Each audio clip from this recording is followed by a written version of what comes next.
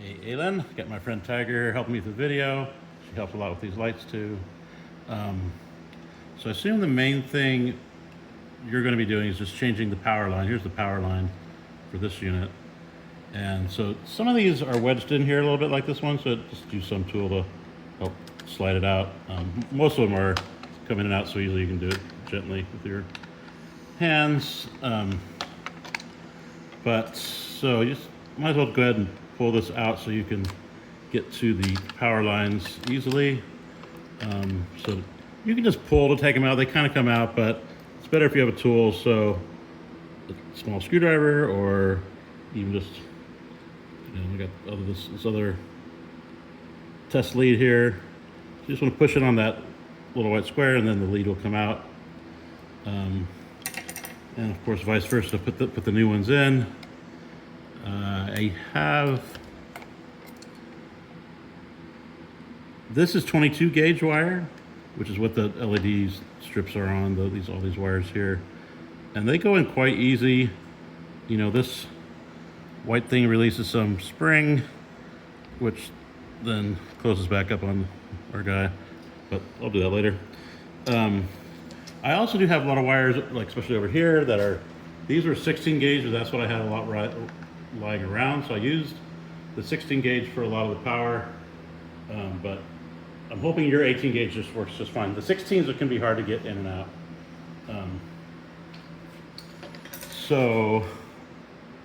Let me get this guy back. Okay, so I am going to send these to you all wired up with power like I've got them, just in case that's handy if you want to do any testing. And they're wired in groups of 6. So these little Wago connectors make it real easy to wire them up, especially if you're changing them around here and there. And then I've got it set up so my one driver transformer can handle 6 at once. So like one of these battery lines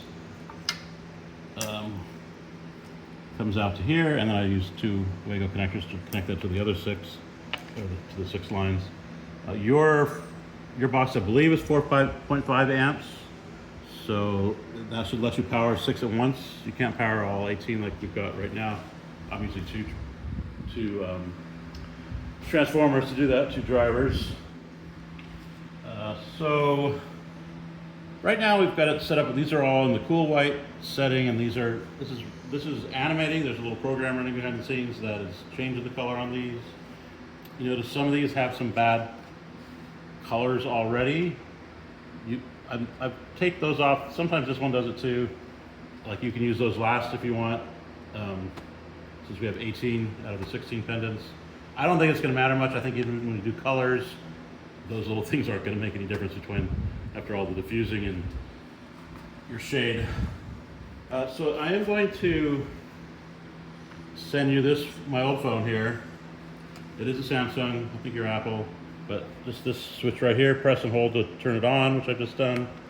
And this is just so out of the box. This will be all set up still, and you'll be ready to go if you need to try out the lights inside. I don't know if you do. One is just to make sure they're still working after the shipping. The other one is because if one's broken, leave that off. Another thing is just if you do want to do any experimentation with lighting and colors and see what you like and see how you'd like me to set it up, or the main program, the artist programs, then you can play with this stuff. So, and Android, same thing here. Just press this button to alert it, and then no password, just slide over, and the home page is just the one app to do this. My other junk's on there too. I didn't bother deleting it, you can ignore that hopefully. But here's the home button in Android, this little square at the bottom. That'll get you back to the Smart Life. And then from there, that's set up to control these lights. These colorful ones on my left here, since I'm animating them, I don't have the Smart Life set up to change those because the program would just take over. But I do have these set up for you to control. There's 8 of these, and you just gotta click on this thing. Oh shoot.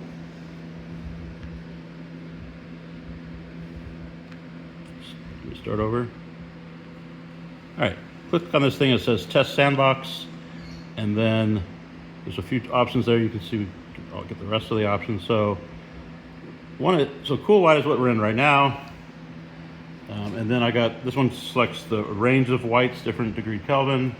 So we can see these lights are all changing to match that. Oh, this one's got a little outage too. And then I've got all the main 6 colors of the spectrum.